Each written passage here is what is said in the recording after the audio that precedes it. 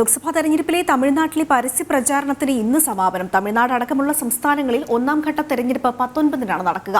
100% വിജയ പ്രതീക്ഷയിലാണെന്ന് കന്യാകുമാരിയിലെ NDA സ്ഥാനാർത്ഥി പൊൻ രാധാകൃഷ്ണൻ ജനം ടിവിയോട് പറഞ്ഞു.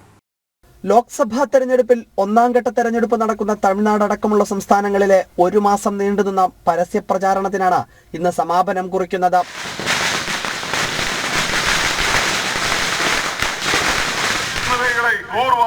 நீரினுடைய கொள்ளளவை அதிகப்படுத்த உங்களுடைய பொன்னான வாக்குகளை எல்லாம் கை சின்னத்திலே தாருங்கள்.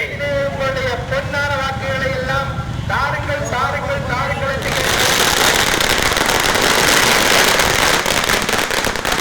പരസ്യ പ്രചാരണത്തിന് സമാപനം കുറിക്കുമ്പോഴും 100% വിജയപ്രതീക്ഷയിലാണ് മുന്നണികൾ.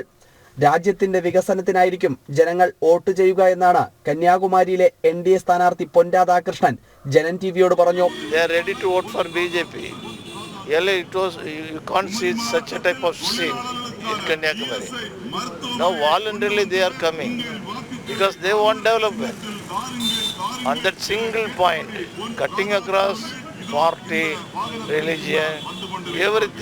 അതേസമയം കേരളത്തിൽ ശത്രുപക്ഷത്ത് മത്സരിക്കുകയും അയൽപക്കത്ത് സാഹോദര്യത്തോടെ വോട്ട് തേടുകയും ചെയ്യുകയാണ് കോൺഗ്രസും CPM-ഉം.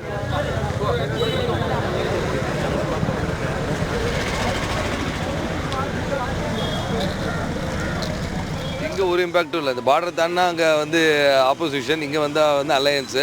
பட் ஆனால் இங்கே வந்து எல்லாருமே கோஆப்ரேட்டிவாக இருக்கிறாங்க, ரொம்ப அக்ரெசிவாகவும் ஒர்க் பண்ணுறாங்க. ஏன்னா பிகாஸ் இங்கே வந்து என்னென்னா வந்து எங்களுக்கு வந்து NDA இங்கே வரக்கூடாது, NDA அலையன்ஸ் விட மாட்டோம், அதில் ക്ലിയറാണ്. 19-ാം തീയതിയാണ് ഒന്നാം ഘട്ട തെരഞ്ഞെടുപ്പ് നടക്കുന്നത്. തെരഞ്ഞെടുപ്പിന്റെ ഭാഗമായി കേന്ദ്രസേനയടക്കം വിന്യസിച്ചാണ് ബൂത്തുകളിൽ ക്രമീകരണങ്ങൾ ഏർപ്പെടുത്തിയിരിക്കുന്നത്.